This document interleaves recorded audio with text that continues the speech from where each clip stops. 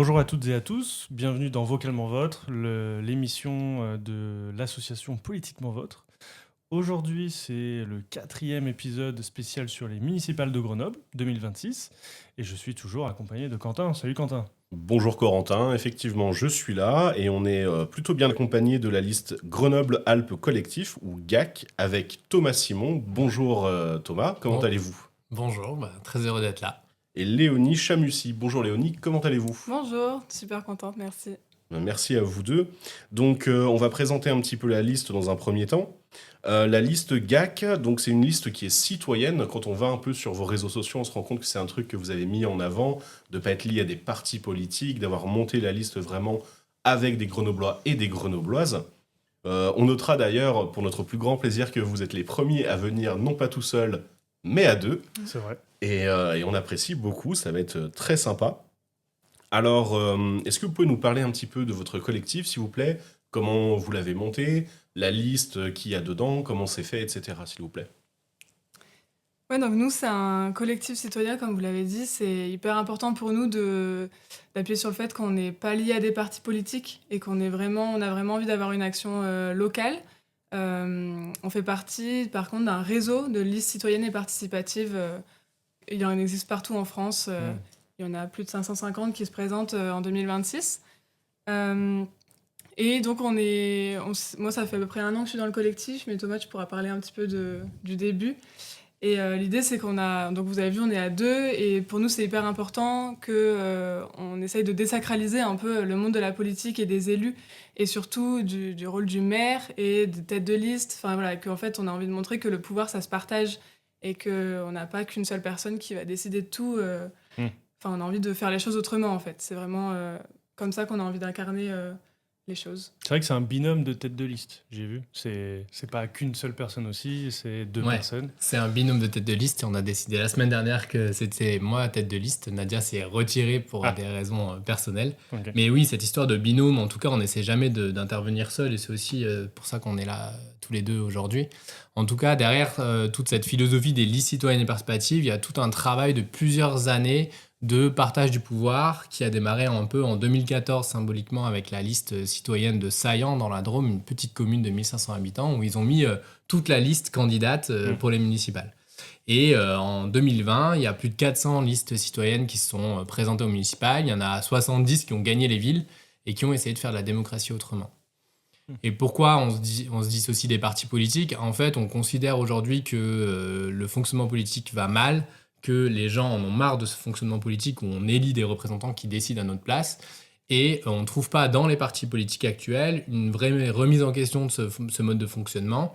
Et nous, on se situe du coup en dehors des partis politiques parce que on veut essayer d'éviter les enjeux de carrière, les enjeux je te nomme Copinage, quoi. copinage un peu, voilà, et de carrière professionnelle. Pour nous, la politique, c'est pas un métier, c'est un engagement. Et du coup, il y a un risque à vouloir se faire réélire à chaque fois et du coup à créer des biais en fait dans les propositions qu'on mène politiquement. Est-ce que c'est nécessairement une vocation? Il faut qu'il y ait une vocation derrière le fait de s'engager pour la communauté? C'est hyper intéressant. Moi, par exemple, il y a 1 an, un peu plus d'1 an, j'aurais pas imaginé du tout m'engager en politique. Pour moi, c'était un monde qui était hyper loin. Mm. C'est beaucoup des hommes avec pas mal d'expérience qui sont là. J'ai l'impression que c'est un truc hyper technique. J'ai l'impression que c'est aussi médiatisé comme ça, d'une façon. C'est voilà, des sachants qui sont là, qui mènent la France, qui mènent la ville. Et donc voilà, moi j'étais très en retrait et en même temps très sensible à plein de questions politiques comme les enjeux environnementaux, la montée du fascisme, etc. Et je me sentais un peu impuissante et tout. Et quand j'ai découvert le collectif, je me suis rendu compte que vraiment il y avait une façon de faire qui pouvait être différente, beaucoup plus collective. On essaye de se répartir les rôles différemment, on essaye enfin voilà, d'expérimenter aussi en interne beaucoup de choses sur les prises de décision, de faire ça pas forcément qu'avec du vote, etc. Mm. Donc pour moi, typiquement, c'est pas du tout une vocation que j'ai depuis hyper longtemps et tout.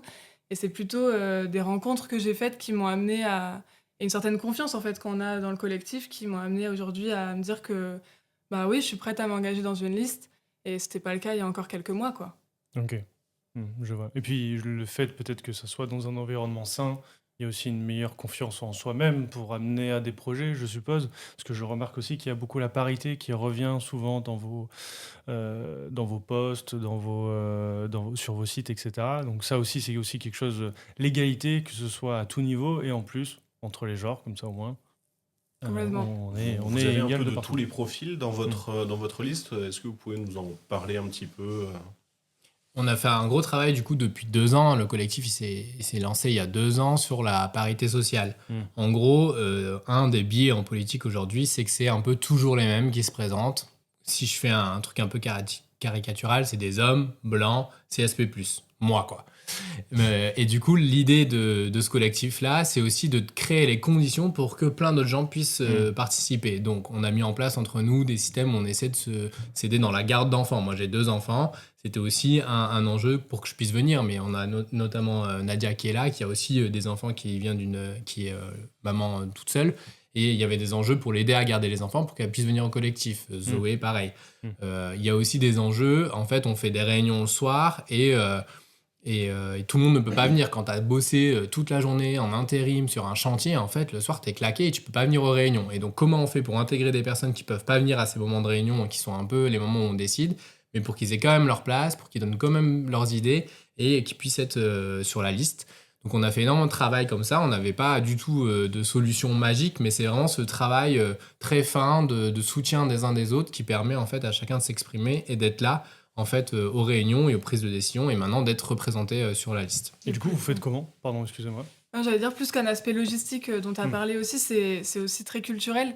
Et en fonction d'où on vient, d'où on part, de quelle éducation on a eu, d'être un homme, une femme, en fait, on n'a pas du tout la même façon de se mettre en avant, de prendre la parole. Et en fait, ça, c'est aussi quelque chose qu'on travaille pour essayer de se pousser les uns les autres à gagner en compétences, en sécurité aussi. Et ça, c'est hyper chouette d'avoir un collectif comme ça. Votre manière de décrire en fait la liste me fait beaucoup penser au fonctionnement associatif.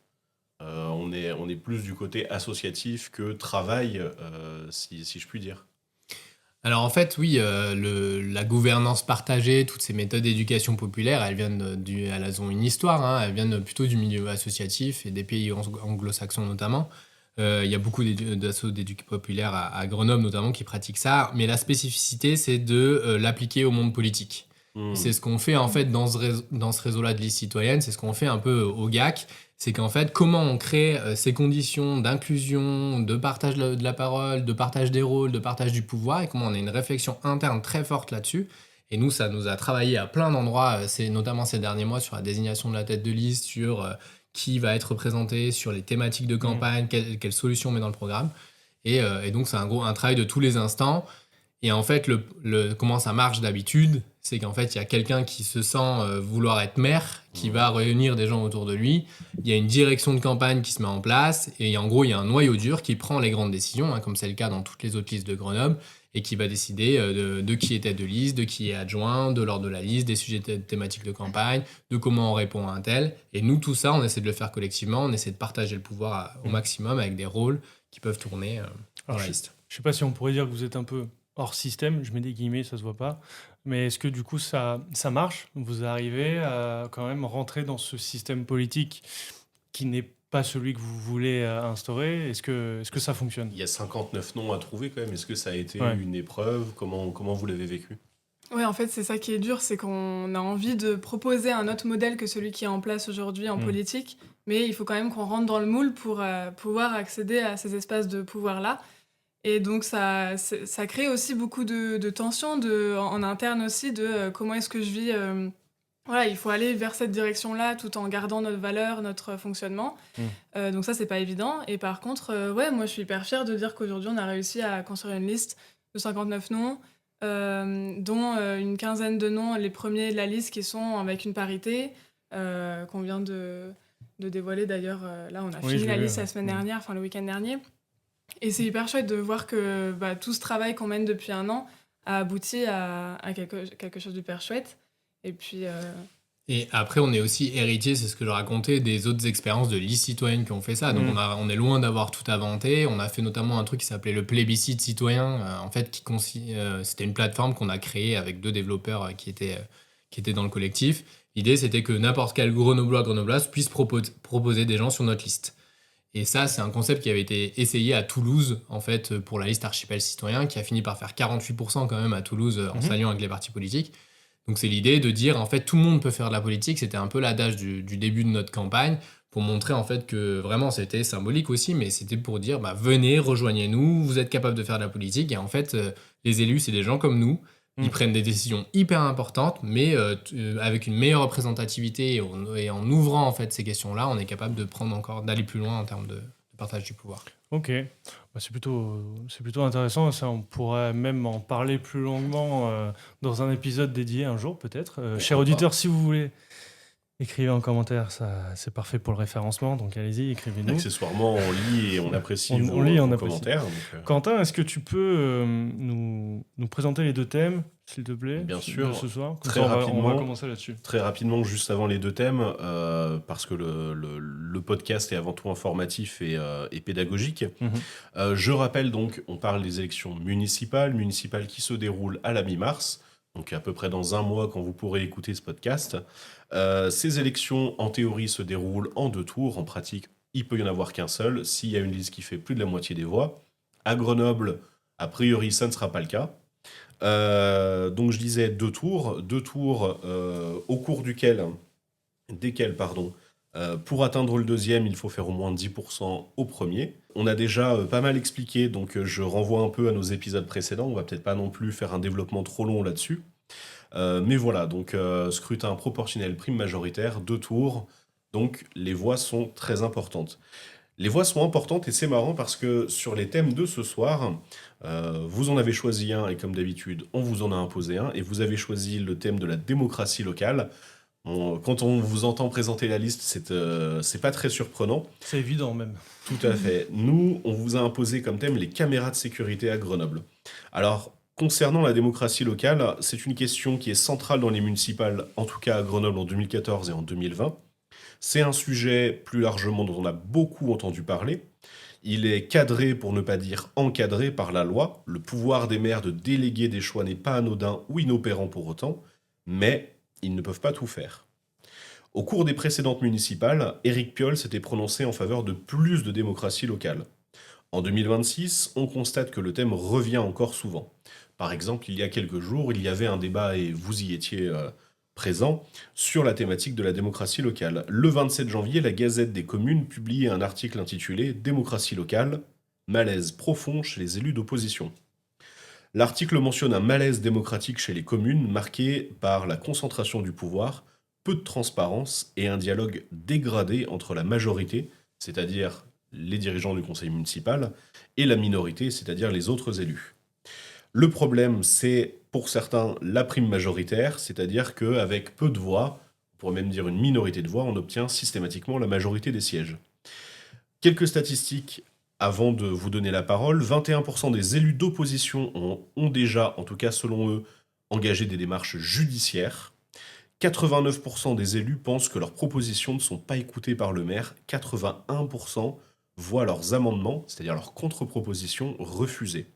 Si jamais certains veulent aller plus loin que l'article de la Gazette, il y a un article de la Fondation Jean Jaurès qui reprend ces chiffres et qui détaille un peu plus. Et vous, la démocratie locale, qu'est-ce que vous voulez nous en dire ? Ouais, pour nous, la démocratie, bon, vous l'avez entendu, c'est quelque chose qui est hyper important. En fait, on est dans un monde aujourd'hui qui est hyper bouleversé, avec une montée du fascisme qui est forte dans le monde entier, en Europe, en France. On le voit aussi beaucoup, malheureusement, l'actualité aux États-Unis avec Donald Trump, voilà, qui fait des trucs de ouf, quoi. Et moi, ça me révolte et je me dis, en fait, où est-ce qu'on va avec tout ça ?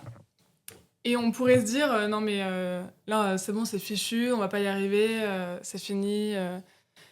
Ou alors, on peut aussi rester dans un truc assez modéré, de se dire, bon, qu'il faut qu'on fasse des grandes alliances, faut qu'on soit dans la mesure, qu'on fasse les choses correctement, stratégiquement pour avancer.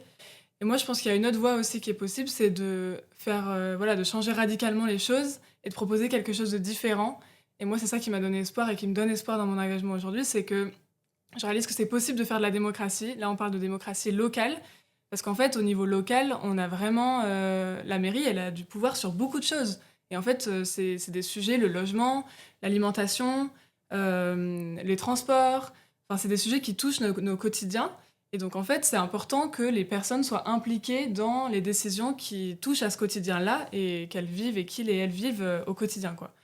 Donc, voilà, je dirais que c'est pour ça que nous, on est vraiment attachés à cette histoire de démocratie locale. Et donc, comme le rappelait Thomas, ça a été vécu aussi dans d'autres villes. Donc, c'est pas un truc qui sort de notre chapeau comme ça en disant bon, on va faire ça à Grenoble, ça a l'air super marrant et tout.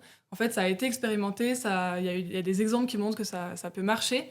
Et en fait, à l'échelle d'une ville comme Grenoble, on pense que c'est possible avec tout le foisonnement associatif qu'il y a, tous les engagements qu'il y a déjà et qui sont pas forcément très bien écoutés. Nous, on a envie de soutenir tout ça, en fait, tout ce foisonnement citoyen.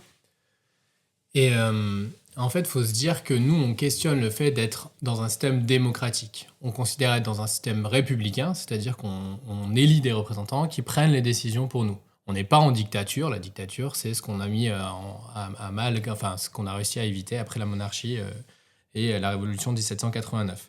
Mais nous, on considère aujourd'hui être des démocrates et pas des républicains parce qu'on veut donner le pouvoir de décision aux habitants. On commence au niveau local et c'est le parti pris des listes citoyennes et participatives pour montrer que ça marche, pour expérimenter, parce qu'on ne sait pas exactement comment faire ce nouveau système. On apprend, mais il y a vraiment moyen de faire autrement. Comment ça marche aujourd'hui une mairie ? Comment ça marche une commune dans les 34 000 communes de France ? C'est le maire qui a quasiment tous les pouvoirs. C'est comme au niveau national, le président a énormément de pouvoirs. On parle de séparation de pouvoirs, mais il faut voir comment les lois sont décidées en fait à l'Élysée et passent pas dans la chambre d'enregistrement de l'Assemblée nationale. Hein. C'est vraiment comme ça que ça se passe avec Macron. Bon, plus maintenant qu'il a pas la majorité. En tout cas, c'est pour une bonne partie des lois, c'est ça. Et en fait, il faut se dire qu'au niveau municipal, c'est la même chose. Rien ne se décide au conseil municipal. Tout est décidé avant.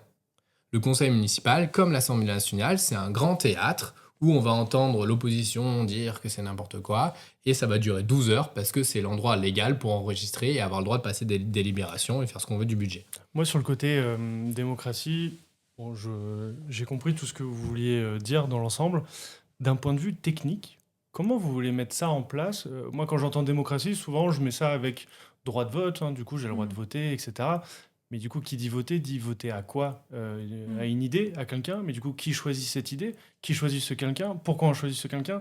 Est-ce que du coup, vous, c'est on répond à une question... Enfin, quand je dis nous, c'est les citoyens grenoblois, répondent à une question que vous avez décidée, ou ils peuvent choisir la question qu'ils veulent. Et dans ce cas-là, là, pour le coup, c'est aussi une autre sorte de démocratie. Comment vous allez organiser ça techniquement, j'entends ? C'est vrai que ça peut paraître un peu vaste et un peu flou quand on parle de démocratie, un peu comme ça. Moi, quand j'ai entendu pour la première fois démocratie directe, démocratie locale, comme ça, je pensais à des référendums. Ah bon, bah ok, on va faire des référendums sur tel et tel sujet et tout. Et en fait, je me rends compte, et c'est ce qu'on porte avec le collectif, que c'est pas suffisant. Un référendum, c'est très binaire. Et puis, si les gens, ça dépend comment les gens sont informés aussi. Et donc, nous, ce qu'on a envie de faire, c'est par exemple, des assemblées citoyennes. Donc, en fait, comment ça marcherait ? Pardon, vous alliez l'expliquer. L'idée, c'est de... donc, nous, une mesure forte qu'on porte, pour rentrer dans le très concret, c'est une assemblée citoyenne pour décider du budget. Donc, il y a déjà le budget participatif qui existe sur une petite partie, 5% du budget. Nous, on a envie de le faire sur l'ensemble du budget d'investissement 100%. De la ville. 100% du budget d'investissement. Évidemment, il y a plein de dépenses. Vous êtes très ambitieux. Ouais, mais je pense qu'on on a besoin de cette ambition-là. Et en fait, c'est possible. Du coup, pour rentrer dans le concret, l'idée, c'est de tirer au sort 350 citoyens, citoyennes de Grenoble. Pourquoi 350 ? C'est un chiffre statistique qui permet d'avoir une certaine représentativité quand on fait des panels et des sondages. C'est ce chiffre-là, 350 Ça correspond à un pourcentage sur l'ensemble de la population. Qui permet d'avoir une certaine représentativité de la population. Et 350, c'est à peu près 0,1, 0,5 Ouais, 160 000 personnes, non, je crois même pas. Ah non, même pas. Je suis nul en maths. 160 000 à Grenoble, ouais. Ok. Bon, 350 personnes choisies au hasard sur 160 000, qui doivent répondre à des conditions, un peu comme un juré dans ce cas-là. Faut pas faire partie de la liste, faut pas faire... C'est surtout une condition de niveau social, de métier, d'habitation par quartier. Ah, donc de majorité peut-être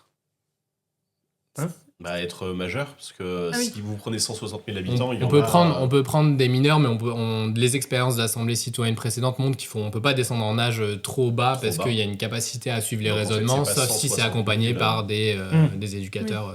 C'est pas 160 000 du coup. Nous, c'est 350 personnes entre 16 et 99 ans qui habitent Grenoble. Sachant Hommes-femmes que- confondus. Voilà, Ok. on rappelle plus ou moins la moitié de la population de Grenoble en dessous de 30 ans, donc en fait des jeunes, vraiment jeunes, il doit y en avoir quand même un certain nombre, donc d'un seul coup 350. Mettons de côté les mineurs, ça peut être plus compliqué. Voilà.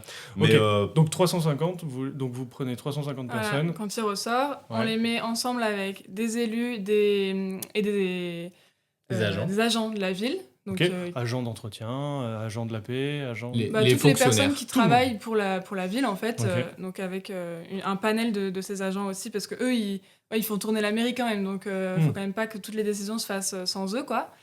Ces personnes-là, donc ça suffit pas de les tirer au sort, il faut aussi pouvoir leur donner les moyens de venir.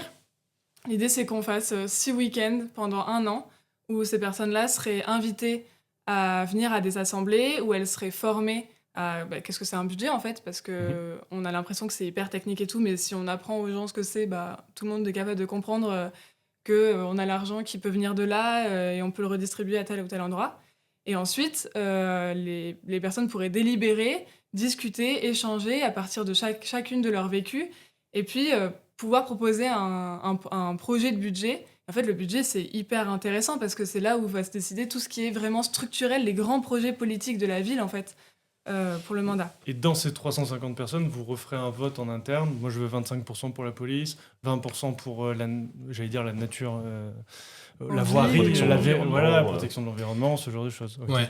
En fait, il faut comprendre comment ça marche les décisions budgétaires actuellement dans une mairie. En fait, ce qui se passe, c'est quand une équipe gagne, il y a les services qui vont avec la maire et le cabinet du maire. Le cabinet du maire, c'est les fonctionnaires. Il y a 7 à 8 fonctionnaires autour du maire qui l'aident à travailler. alors, le CAP, c'est pas exactement des fonctionnaires. Ils sont payés par la collectivité, je résume. Voilà, mais mais oui. techniquement, c'est pas des fonctionnaires. C'est vrai.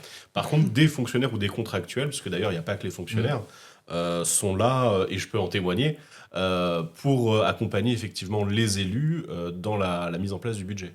Et donc, d'habitude, ce qui se passe, c'est qu'il y a le cabinet avec le maire et souvent l'adjoint au budget ou l'adjoint aux finances qui, en fait, font des propositions d'adaptation du budget, en fait, parce que la mairie, elle tourne, en fait. Elle tourne sans élus.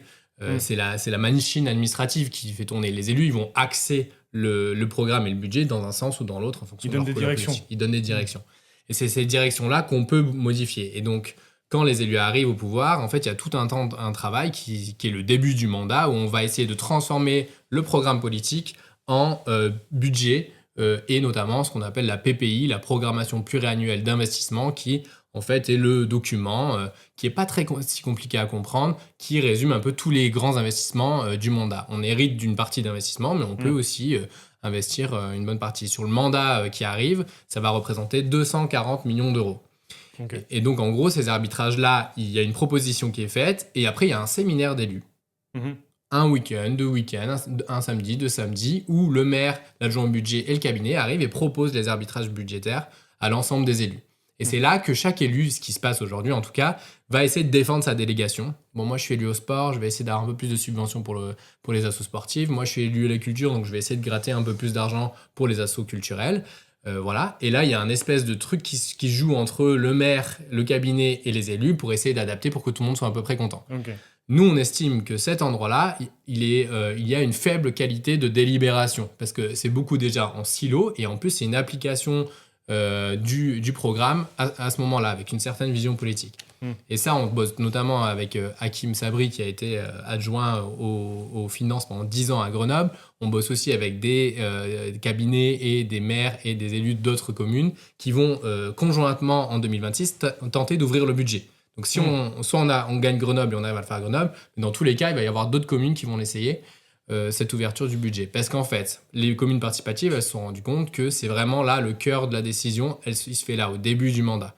Et du coup, l'apprentissage des élus au début de la première année là, pour ces arbitrages budgétaires, ce qui est intéressant, c'est que tout le monde peut y arriver à comprendre ce budget. Moi, j'ai assisté à des ateliers où on expliquait le budget aux habitants avec des DGS qui sont hyper forts. En 20 minutes, expliquent à des habitants la différence entre un budget de fonctionnement, un budget d'investissement et les grandes lignes. Et ça, en fait, en 6 week-ends, avec des bons formateurs, avec les éléments, en fait, les habitants ils vont être capables de faire des propositions de scénarios.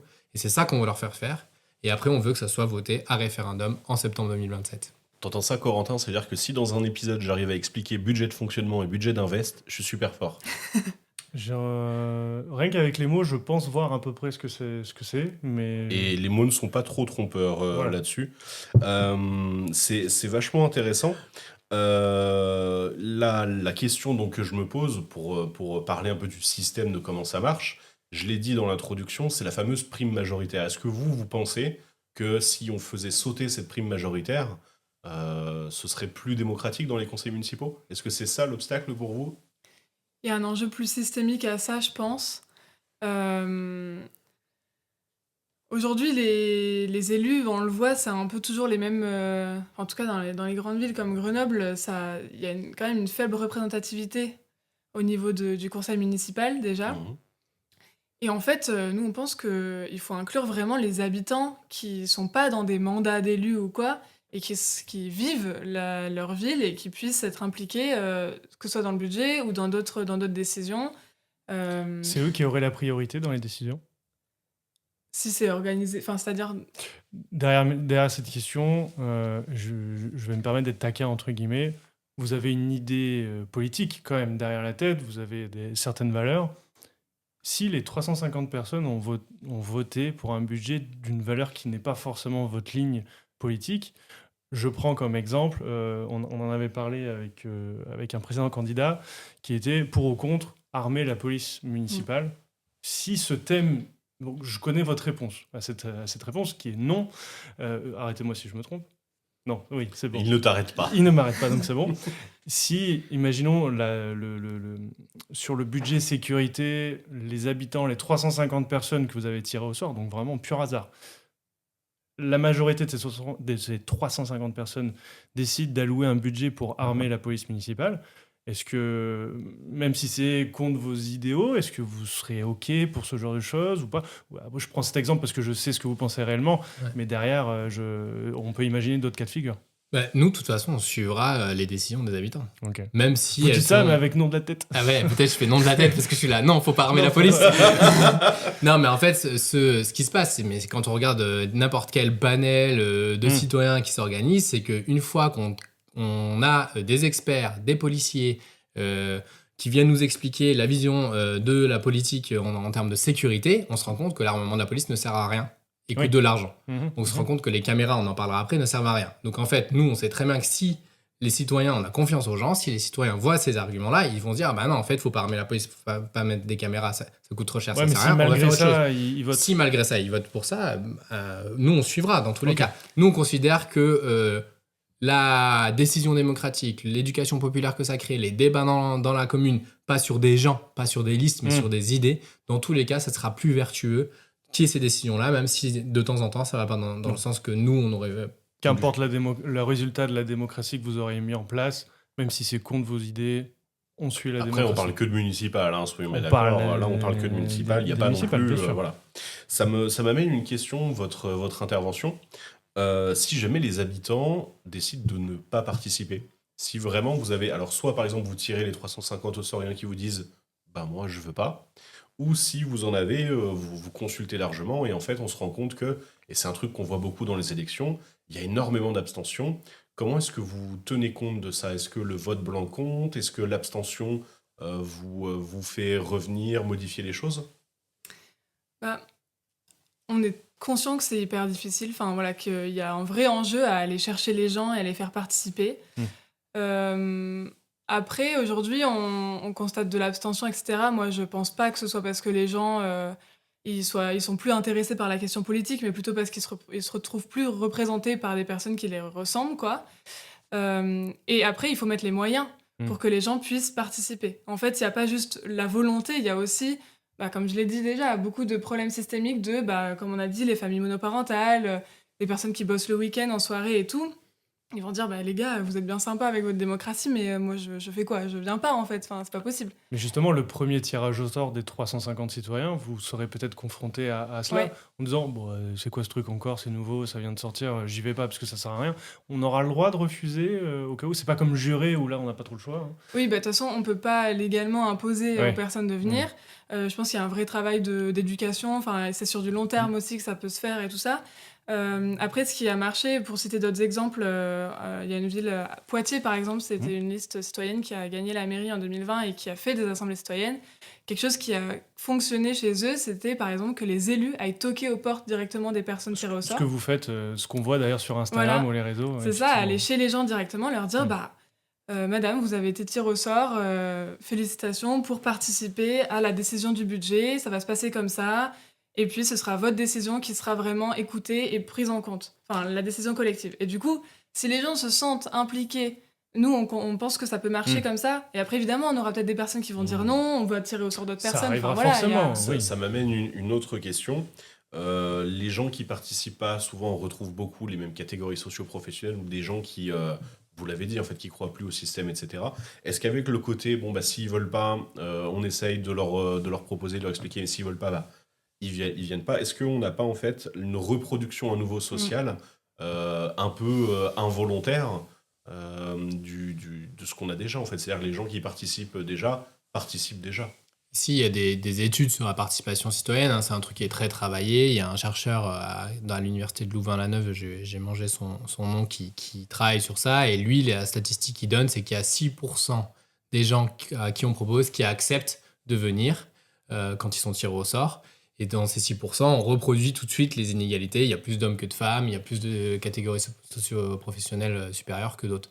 Mais nous, de toute façon, il y aura 350 personnes. Parce qu'on va tirer au sort, on va faire du porte-à-porte, c'est ça la technique qu'on utilisera, et on va tirer au sort jusqu'à quand les gens viennent. Et après, on fait un système de panel où on vérifie qu'il y ait autant d'hommes que de femmes, autant une représentativité des catégories socio-professionnelles, des métiers. Donc on aura de toute façon le panel Donc des vous repassez 350 quand personnes. même derrière, c'est pas vraiment Bien au sûr, hasard du coup. en fait, c'est du hasard des personnes jusqu'à quand on arrive à trouver un médecin, on arrive à trouver un soudeur, on arrive à trouver un... Voilà, Et du coup, voilà. c'est pas du hasard. Si vous visez pour avoir un médecin, si vous visez pour avoir un soudeur... Je parle de voilà. métiers comme ça, mais c'est des catégories socio-professionnelles. En fait, ce qu'on a déjà, c'est déjà expérimenté, ça. En fait, c'est tu tires au sort, tu fais du porte-à-porte, ensuite tu mets les gens qui sont d'accord, et jusqu'à avoir assez de catégories de personnes. Et donc, le panel se crée comme ça. Ça reste complètement aléatoire. On ne connaît pas les gens, mais ça rentre un peu dans des cases pour avoir une diversité de personnes. Mais justement, vous disiez du coup que Poitiers, il faisait ça déjà. Quel en est le retour? Est-ce que c'est quelque chose qui marche bien? Est-ce que du coup, ils vont être réélus peut-être aux prochaines municipales? Ça marche bien? Thomas, tu peux peut-être en parler, comme toi, t'as accompagné des listes citoyennes aussi. Ok. T'as un peu l'aspect concret de... Oui, moi j'ai beaucoup participé à accompagner les listes, et notamment celle de Poitiers après de l'Assemblée citoyenne et populaire. Il y a plein de trucs qui marchent, il y a plein de trucs qui marchent pas, mais dans l'Assemblée citoyenne et populaire, il y a 900 personnes qui sont venues participer à des décisions politiques majeures. Ils pouvaient décider de ce qu'ils voulaient, il n'y a pas de limite de budget. Sur l'alimentation, premier thème, et sur les incivilités, deuxième thème. Ok. Ce qu'on apprend, c'est de la technique. Bon, là, je vais pas forcément rentrer là-dedans, mais qui participe à quel moment, comment on organise les week-ends et tout ça. Mais ça, il y a déjà une littérature autour de ces panels et de ces assemblées citoyennes qui Il y a est déjà une travaillée. expérience, quoi. Il y a un Il y a- retour sur expérience. Et ouais. partout dans le monde, en fait. Il y a une expérience super intéressante avec le Parlement belge en ce moment. Il y a l'expérience en Islande. Aux États-Unis, avec le communalisme, ils ont aussi testé énormément de choses. Au Rojava, qui est en train de se faire attaquer en ce moment. Rojava, c'est au Kurdistan. Ok. C'est en fait une communauté qui, en 2012, fait la révolution et décide de s'organiser en confédération démocratique, c'est-à-dire que toutes les décisions sont prises à l'échelle des quartiers et des communes. Donc, les apatistes au Mexique, en fait, il y a énormément de communautés et d'expériences sur ces questions-là, mais on les entend pas parce qu'on a l'impression, et notamment en France, qu'il faut un chef pour diriger. Ok. Et Poitiers, pardon, je me suis un peu perdu. Non, pas de Mais souci, Poitiers, oui, on va voir s'ils se font réélire. Moi, je sais pas, mais en tout cas, il y a cette sensation, je pense, et puis s'il y a des Poitevins qui nous écoutent, ils peuvent mettre des commentaires, mais qui a une Habitant vraie... de Poitiers, vous avez dit? Ouais, Poitevin. Poitevin. C'est le gentillet. C'est le de la ville, gentillet ouais. de la ville, ok. Est-ce qu'ils ont senti une différence? Je sais Ok. pas, c'est à eux de dire. Alors, oui, pardon, excusez-moi. Ouais, je voulais juste revenir là, on parle beaucoup des assemblées citoyennes parce que c'est voilà, une des mesures fortes qu'on porte. La démocratie, ça s'arrête pas à ça, la démocratie locale, et il y a aussi d'autres choses qu'on a envie de Dites-nous. mettre en place. Je me permets pour... Vous avez raison. J'allais vous demander Vous avez justement, raison. c'est parfait. Allez-y. Vous anticipez, c'est nickel. Parfait.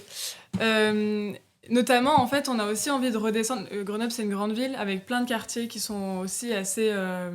qui ont leur spécificité. Et on a aussi envie de redescendre de la démocratie à l'échelle des quartiers, et notamment en rendant les maisons des habitants, du coup, que les maisons des habitants soient co-gérées par les associations, les habitants, les agents, et que ce soit vraiment un travail plus démocratique à l'échelle des quartiers.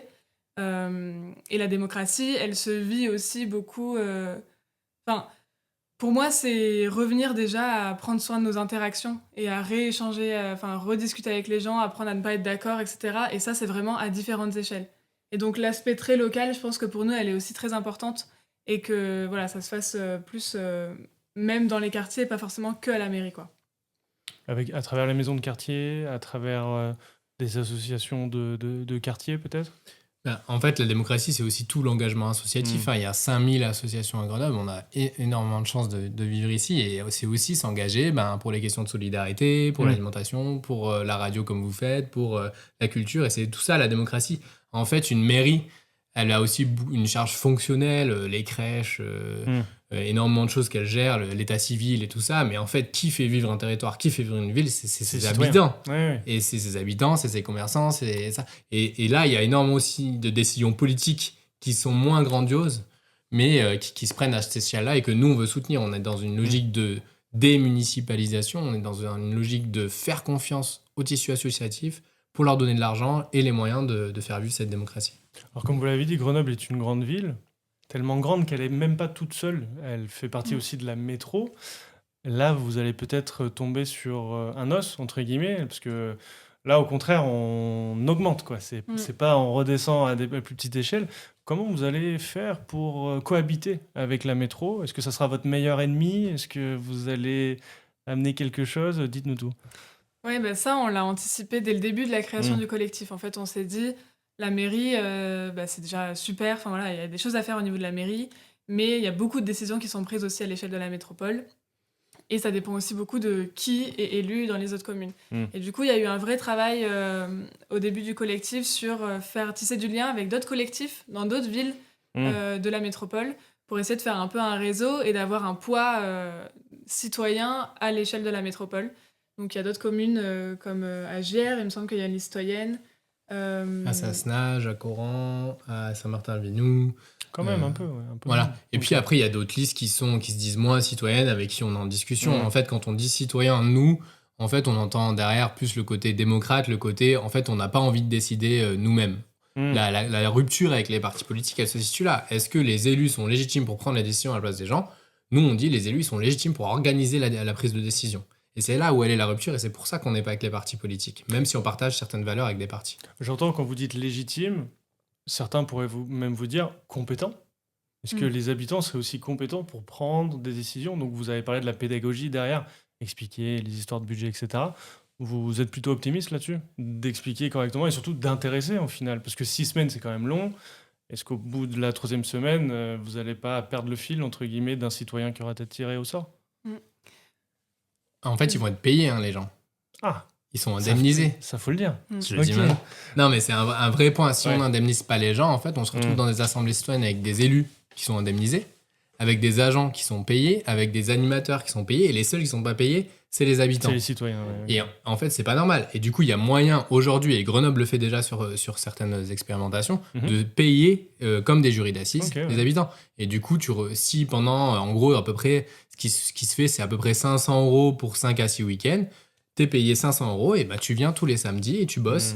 Et voilà. Et l'histoire de la compétence, moi, personnellement, je pense il n'y a pas besoin d'avoir de compétences pour être élu. Vraiment, tout le monde peut faire de la politique. Il faut avoir du temps, il faut avoir de la conviction, il faut être capable de discuter et travailler, mais il n'y a pas besoin de compétences spécifiques. C'est la machine, elle tourne, et les services sont là pour faire tourner la machine et expliquer aux élus et aider les élus à prendre des arbitrages. C'est quelque chose qu'on a constaté d'ailleurs, Corentin, à Politiquement Vôtre, quand on organise des débats, on a souvent des retours qui nous disent « Non mais moi je ne suis pas compétent, je ne suis pas légitime. » Voilà. Il y a une barrière à l'entrée que certains se fixent eux-mêmes, alors qu'en fait, quand on prend un verre ensemble, et d'ailleurs, les gens qui nous écoutent peuvent venir avec nous en événement, on se rend compte que voilà, les gens ont des choses à dire. Moi, je vous poserai une dernière question sur ce thème pour qu'on puisse ensuite passer au second. Je vais me faire l'avocat du diable, entre guillemets. Est-ce que on pourrait vous dire, ou peut-être qu'on vous l'a déjà dit, je ne sais pas, que le fait de faire participer des gens, des citoyens lambda tirés au sort, à la décision des budgets, à la décision de la ville, si c'est un échec, est-ce que du coup, ça vous permettrait de faire sentir responsables les citoyens de cet échec? Est-ce que du coup, vous diluez votre responsabilité dans vos prises de décision? Est-ce que c'est un moyen à travers ça aussi de se dire, bah, si ça marche pas, c'est pas de ma faute, hein. J'ai donné la voix à mes concitoyens et s'ils ont fait, pardonnez-moi de l'expression, non, je vais pas le dire parce qu'après on va être striké. S'ils se Si- sont trompés, S'ils se sont trompés, eh ben, tant pis pour eux, voilà, ils ont qu'à assumer, nous on n'est pas responsables.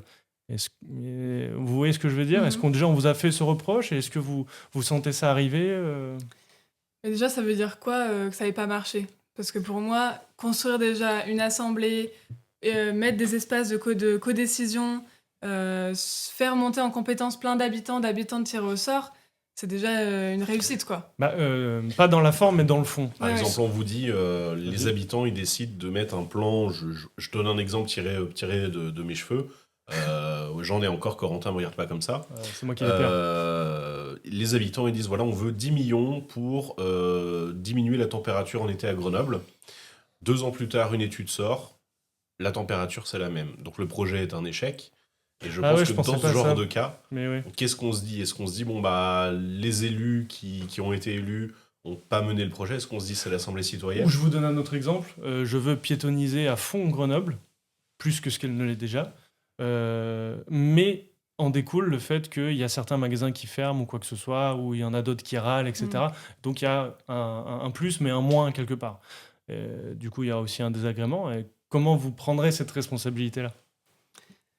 Bah, Ouais, moi, juste que j'ai envie de dire déjà, c'est que quand... Enfin, déjà, je sais pas si ça répond vraiment à la question, mais un élu qui prend une décision, ça peut être une mauvaise décision à la fin. Et au final, du coup, ça amène à quoi? Juste des habitants et des habitantes en colère parce que bah, ça n'a pas marché, on nous écoute jamais, c'est encore, il a encore fait n'importe quoi, etc. À partir du moment où on implique les habitants dans la décision et qu'on leur dit, bon ben voilà, on vous donne tout ça, on a toutes les clés, et puis on fait partie aussi de la décision, les élus font partie du panel qui prend la décision. En fait, la vie de l'action à la fin, elle est vécue vachement différemment parce qu'elle aura été co-décidée et les habitants auront été impliqués. Moi, c'est un peu comme ça que je le vois. bah, après, moi, je considère que les élus se trompent. Les élus font des erreurs Oui, mais aujourd'hui. du coup, on peut se plaindre aux élus. Oui, mais ils sont pas responsables. On peut juste ne pas voter pour eux. Vous Dans la considérez conscience que collective, si. Nicolas Sarkozy, Macron, Christophe Ferrari, ils font pas des erreurs. Ils font des erreurs. Et on les accuse eux peut-être, mais ça change rien. L'erreur, elle est faite. On est en train de construire un bâtiment pour la métropole à plus de 100 millions d'euros. C'est une erreur. Et Ferrari va peut-être être réélu à Pont-de-Clé. Donc, en fait, moi, cette question-là, je la comprends pas trop. Et en plus, ce qu'on n'a pas trop insisté, c'est que certes, on fait ce panel là de 350 personnes tirées au sort sur ce truc-là spécifique du budget avec les élus, mais nous, après, on fait du référendum. C'est qu'à la fin, c'est les habitants qui vont voter pour leur choix de scénario budgétaire. Ouais, il y a une suite. Il y a une suite, en fait. Ok. C'est la délibération. C'est pour ça qu'on parle de démocratie directe. En fait, on fait de la délibération citoyenne avec les acteurs. On prend en compte les élus qui ont aussi une vision politique qui est intéressante d'être écoutée, et les agents, les fonctionnaires. Mais à la fin, qu'est-ce qui sanctionne? C'est le référendum.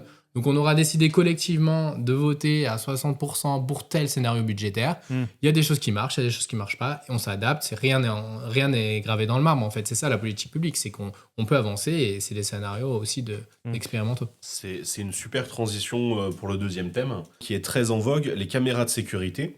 La sécurité, c'est une question qui est plébiscitée par de nombreux candidats. On va commencer par situer le sujet au niveau français avant de parler un peu de Grenoble. Donc au niveau français, les premières législations, elles arrivent à la fin des années 90. Il y a une évolution au début des années 2000. On retrouve les sources juridiques dans ce qu'on appelle le Code de la sécurité intérieure. On a eu ces derniers temps des évolutions juridiques, notamment pour les Jeux Olympiques, puisqu'il y a eu toutes les questions de surveillance, les caméras, une loi qui a été adoptée justement pour permettre la surveillance algorithmique ou la surveillance par caméra pendant les Jeux Olympiques.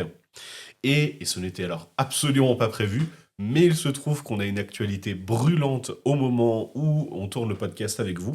C'est que la semaine dernière, le Conseil d'État a rendu une décision très intéressante. La CNIL et la commune de Nice étaient en désaccord sur la question de la surveillance algorithmique, c'est-à-dire utiliser des algorithmes dans les caméras. Et Et en fait, le Conseil d'État a donné raison à la CNIL, c'est-à-dire la Commission nationale de l'informatique et des libertés. Et le Conseil d'État a écrit, en l'état actuel de la loi, pas de surveillance algorithmique. Bon, ça, c'est pour le contexte français. Notons bien que la loi, ça évolue, ça ne veut pas dire que c'est gravé dans le marbre. À Grenoble, où est-ce qu'on en est? Eh bien, à Grenoble, il y a quelques années, Éric Piolle plaisantait, ou pas, en parlant de vendre les caméras de sécurité de la ville à Christian Estrosi. Bon, et ben, quelques années plus tard, on peut en faire le bilan, on a toujours des caméras de sécurité. Les chiffres que j'ai trouvés me disent 120 environ. On peut se dire c'est beaucoup, on peut se dire c'est pas beaucoup.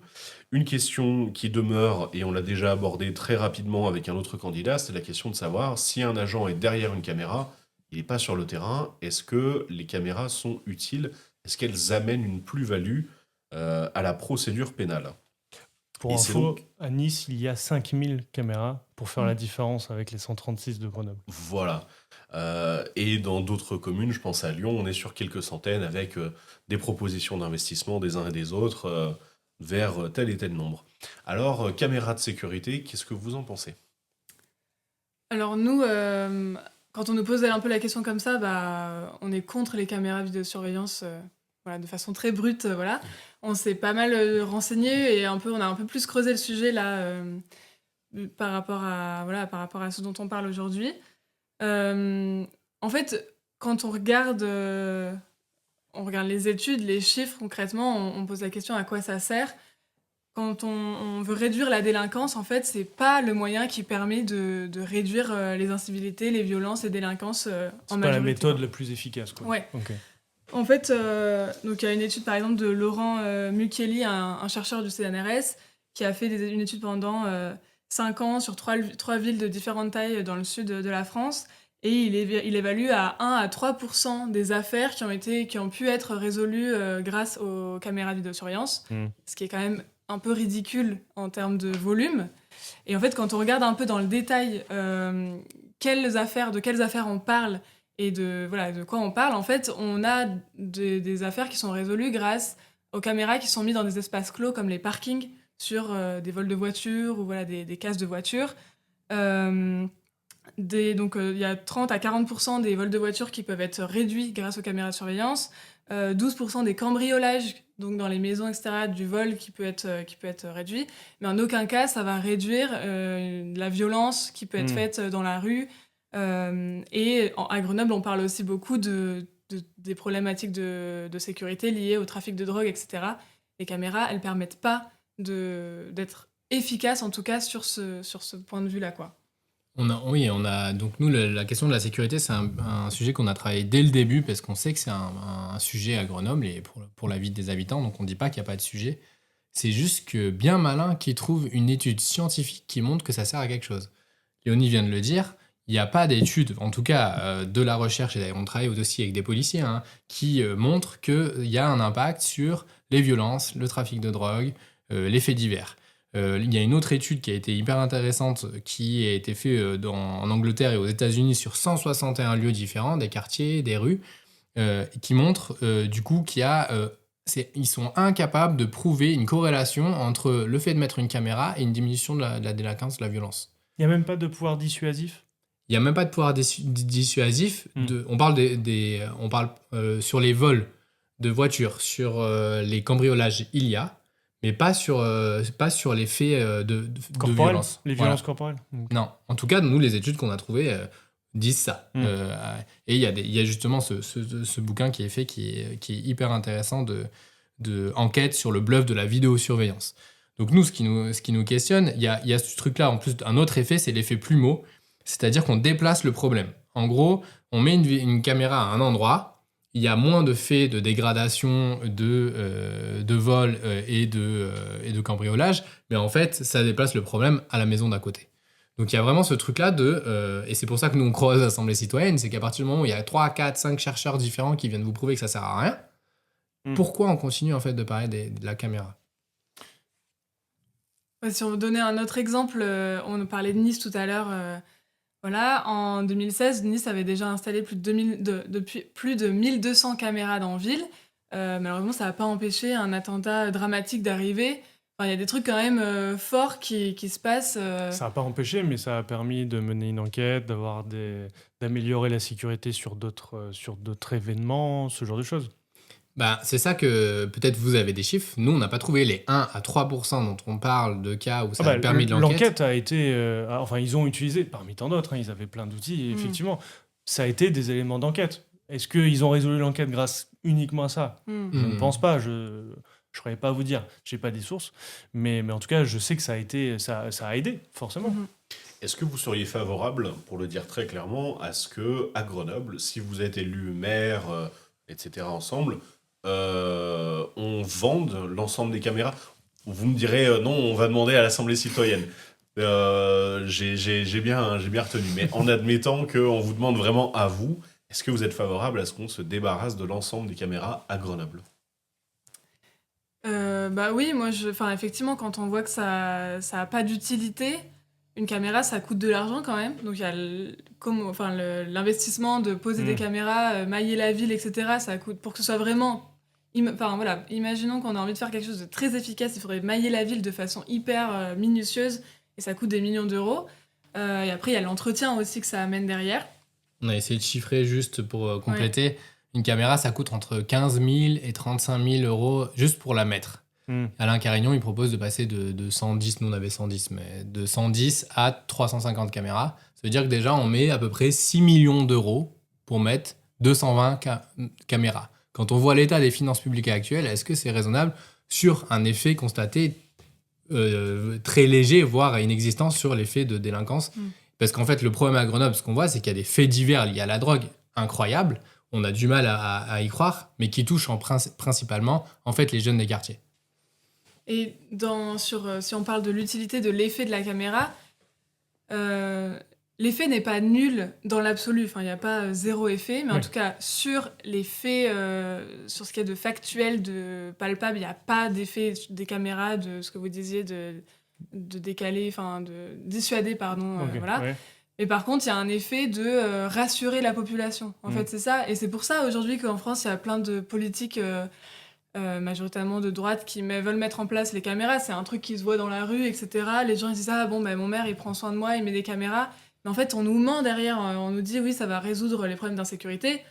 À la fin non, ça résout pas. Peut-être que les gens se sentent plus en sécurité, mais à la fin il y a quand même le même résultat quoi. Du coup voilà, pour ça on pense que c'est pas vraiment utile. Ce sentiment pour vous d'insécurité, est-ce que c'est quelque chose où vous vous dites tant pis si on l'accroît un petit peu ou alors on ne le diminue pas en enlevant les caméras, mais il faut l'enlever, les caméras avant le sentiment? Non, nous, c'est qu'on a d'autres propositions sur les questions de sécurité. On pense qu'il faut mettre l'argent ailleurs, en fait. Et avant de revenir sur les autres propositions, peut-être, là, on a parlé du coût financier, mais en fait, c'est pas du tout le seul impact que ça peut avoir, les caméras. Moi, très personnellement, ça me fait hyper flipper de voir des caméras partout. Avec la montée de l'IA aujourd'hui qui se développe à fond, donc vous avez parlé tout à l'heure justement de... Comment vous appelez ça La CNIL? Non, la surveillance algorithmique. Surveillance algorithmique, j'avais pas ce terme. Donc voilà, ce genre de choses techniques qui existent et qui commencent à prendre de l'ampleur. On voit comment ça se passe aux États-Unis avec ICE qui utilise les caméras pour cibler les immigrés, pour les envoyer en prison, voire des fois les tuer, etc. Enfin, en fait, quand on a aujourd'hui, donc la CNIL et donc le Conseil d'État a décidé que c'était pas légal, mais il suffit d'un autre gouvernement pour dire ça y est, c'est légal. Si on a mis des caméras de surveillance partout en ville. Alors je vous rassure ou pas du tout, madame, l'actuel ministre de l'Intérieur avait déclaré il y a 1 mois ou 2 mois qu'il voulait adopter une nouvelle loi, donc à tout moment... Oui, voilà, il n'y a même pas besoin d'un changement de gouvernement, quoi, c'est ça. Voilà. Non, mais du coup, mettre les caméras, même si aujourd'hui elles ne sont pas équipées d'algorithmes pour reconnaître, etc., ça donne ça met en place l'infrastructure, pardon. Et donc pour ça, c'est aussi un gros risque qu'on voit de réduction des libertés. Et nous, par rapport à ce qu'on défend, on n'a pas trop été dans le fond de nos propositions, on est resté plus sur la démocratie, mais on défend vraiment des valeurs de liberté, de lutte contre les discriminations et tout ça, et on pense que les caméras, ça va carrément à l'encontre de ce qu'on porte. J'allais poser une dernière question, si tu... Bah, non, mais en fait, je trouvais très intéressant parce qu'effectivement, dans mon inconscient personnel, pour moi, les caméras, c'était quelque chose d'utile. Voilà. Donc, j'ai regardé un peu vos sources et effectivement, vous avez raison, hein, de toute façon. Ça ressort dans les parkings, etc. Là, c'est intéressant, machin, tout ça. Il n'y a pas trop d'effets dissuasifs, c'est plutôt psychologique pour les habitants, c'est ce qu'il en ressort aussi. Par contre, je suis allé un peu plus loin dans la recherche et effectivement, parce que je me dis, mais pourquoi on s'enquiquine à mettre du coup des caméras si c'est juste pour faire plaisir aux habitants? Bon, il doit y avoir d'autres trucs. Et j'ai regardé, effectivement, alors on n'est pas dans Minority Report, hein, pour ceux qui ont la référence, un film où Tom Cruise, il peut prévenir des crimes grâce aux caméras de surveillance. Quentin, t'as envie de dire un truc? Tu peux dire Psychopath aussi, si tu veux toucher des jeunes. Ça, j'ai pas cette référence. Mais j'ai celle de Minority Report. Et en fait, là où je suis allé plus loin, et donc on parlait des attentats de Nice, c'est qu'effectivement, ça ne prévient pas, en aucun cas, ça personne ne le dit. Enfin, du moins, personnellement, c'est pas chez moi que vous allez entendre ça. Ça dissuade, mais en fait, pas tant que ça. Moi, dans mon esprit, c'était quelque chose de dissuasif, mais en fait, pas tant. Par contre, ça aide énormément dans les enquêtes. Donc, on revient sur l'attentat de Nice. Donc, effectivement, pour les attentats de Nice, ça a beaucoup aidé les enquêteurs de savoir d'où ils venaient, d'avoir différents angles de caméra pour savoir qui c'était. Bon, finalement, on a retrouvé sa carte d'identité, donc c'était plus pratique. Mais en tout cas, il y a eu quand même une augmentation de résolution d'enquête. Merci beaucoup, j'avais perdu mon mot. Et il y aurait une étude britannique qui indique qu'avant les vidéosurveillances, ils arrivaient à un taux moyen d'élucidation d'environ 23%. Et grâce aux images des caméras de surveillance, sachant que Londres est très, très impacté par les caméras de surveillance, hein, il y en a énormément, ils sont passés de 23 à 48%. Ils ont quand même plus que doublé. Donc effectivement, sur le côté dissuasif, je vous rejoins, les faits sont là. Donc j'ai pas d'autre choix que vous rejoindre là-dessus. Mais du coup, sur le côté enquête, et puis j'irai même plus loin, peut-être même ça vous... Quand je dis vous, c'est votre conseil municipal. Vous aiderez peut-être à enquêter sur des violences policières, imaginons, lors d'une manifestation, ou justement démêler le vrai du faux lors d'un accident de la route, par exemple, à un carrefour, sans passer par forcément tout quadriller Grenoble. Est-ce que quand même avoir des caméras de surveillance à des endroits précis, dans des conditions précises, pour des événements précis, serait pas là peut-être plus intéressant? Moi, j'ai envie de dire que... J'essaie de réfléchir justement à ce truc-là. C'est vrai que c'est intéressant de voir si on peut pas stratégiquement mettre certaines caméras à certains endroits et tout. Là, je réfléchis justement à l'argument à l'exemple d'accident de la route. On se dirait, ouais, ce carrefour, peut-être qu'il faudrait mettre une caméra parce qu'il y a beaucoup d'accidents. S'il est accidentogène, ouais. En fait, résolvons le problème à la source et essayons de faire un carrefour qui soit moins accidentogène et ça permettrait déjà de résoudre le problème. Et du coup, pour moi, le problème de la sécurité, quand on parle des caméras, bon là c'est le thème, mais du coup on se trompe un peu de sujet. Là on essaye de mettre un... C'est une mesure qui est... C'est un petit pansement, quoi. Ouais, voilà. Et en fait, il faut aller à la source du problème. Pourquoi est-ce qu'il y a ces problèmes de sécurité? Où est-ce que ça se trouve? Et en fait, à Grenoble, quand on parle des gros problèmes, des faits divers, etc., ça se passe dans des quartiers, avec des personnes en situation souvent précaire. Et pourquoi est-ce que ça se passe là-bas? Comment ça se fait? Enfin, voilà, il y a vraiment un truc plus systémique à réfléchir. Et les caméras, voilà, c'est un truc... moi, je vois pas... En tout cas, ce qu'on a vu, c'est que c'était pas forcément la meilleure solution. Mais c'est intéressant de creuser. Et puis, nous, on a trouvé des chiffres en travaillant, mais il y a sûrement d'autres chiffres, et là, vous en sortez. Et après, à voir sur quel fait, justement, quel type d'affaires. Nous, pour l'instant, c'est les types d'affaires, cambriolage, vol de voiture et tout ça. Est-ce que sur les faits de violence, ça a un impact? En tout cas, nous, on dit déjà, si on décide de mettre des caméras de vidéosurveillance, faut une étude. Et nous, on a confiance plus à des citoyens et des associations pour prendre les faits et décider si ça vaut le coup de mettre plusieurs millions d'euros là-dedans à Grenoble. Peut-être il y a un truc ultra ciblé sur certains carrefours et c'est un entre-deux. Et souvent, ce que n'arrivent pas à faire les politiques, c'est qu'ils sont pour ou contre et qu'ils y vont à fond. Donc peut-être les citoyens arriveraient à trancher là-dedans. Mais en tout cas, les faits de sécurité dont on parle à Grenoble, je veux le redire, mais c'est aussi énormément des choses liées au trafic de drogue dont on entend parler. Mais ça, les premières victimes, c'est les jeunes dans les quartiers. Donc, qu'est-ce qu'on met en place, en fait, dans les quartiers, dans l'espace où c'est touché pour soutenir ces familles-là, cette population-là, qui est en fait victime du trafic de drogue. C'est pas les gens dans le centre de Grenoble qui sont victimes du trafic de drogue. En fait, c'est les gens dans les quartiers populaires et les jeunes en priorité. Et du coup, nous, c'est sur ça qu'on a envie de travailler en question de sécurité et on préfère mettre 6 millions sur ça que sur des caméras qui vont permettre de diminuer un peu les vols de voitures, si je résume. Ok. Ça nous amène petit à petit vers la fin de cet épisode. Ça fait maintenant à peu près 1 heure que nous sommes en votre compagnie et on vous en remercie encore. C'était un très bel épisode. J'en profite pour dire ou pour rappeler à toutes les personnes qui nous écoutent qu'on organise aussi des débats en vrai de vrai. On en fait à Paris, à Lyon et à Grenoble. Alors n'hésitez pas à venir nous rejoindre, que vous soyez d'accord avec nos invités ou pas, d'accord avec moi et Corentin ou pas. De toute façon, Bien sûr. Corentin et moi, on est On rarement est d'accord. rarement d'accord. Donc... Voilà, on apprécie toujours rencontrer de nouvelles personnes et débattre de nouvelles choses. Vous pouvez nous aider et nous soutenir, et c'est vachement important et on l'apprécie beaucoup, en likant la vidéo ou en la repartageant, en la commentant, en nous donnant de la visibilité, en somme. Pour les gens qui veulent vraiment nous aider encore plus, on a un système d'adhésion, notamment pour les gens qui veulent venir débattre en vrai plusieurs fois. Donc n'hésitez pas, vous êtes les bienvenus et on vous remercie encore 1000 fois d'être à notre écoute. Messieurs, dames, merci à vous d'avoir été nos invités ce soir. Merci. Est-ce qu'il y a quelque chose que vous voulez rajouter, vous n'avez pas eu le temps de dire ou quoi que ce soit? Est-ce que vous voulez avoir un petit mot de la fin juste avant? Non, moi j'ai envie de dire à tous ceux qui nous écoutent et qui sont intéressés, intrigués ou convaincus par ce qu'on vient de dire de nous rejoindre. On est en pleine campagne et on essaie de faire ça dans la joie et la bonne humeur. Ah bah, c'est parfait. Oui, merci à vous pour cette invitation, très intéressant. Et rejoignez le GAC ou engagez-vous. Il y a plein d'endroits où vous pouvez trouver du sens et de l'engagement en ce moment et je pense qu'on en a besoin. Eh ben, c'est Merci parfait. à vous. Le message est passé.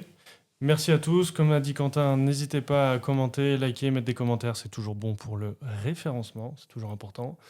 Merci à vous. Passez une bonne journée et à bientôt. Merci beaucoup. À bientôt.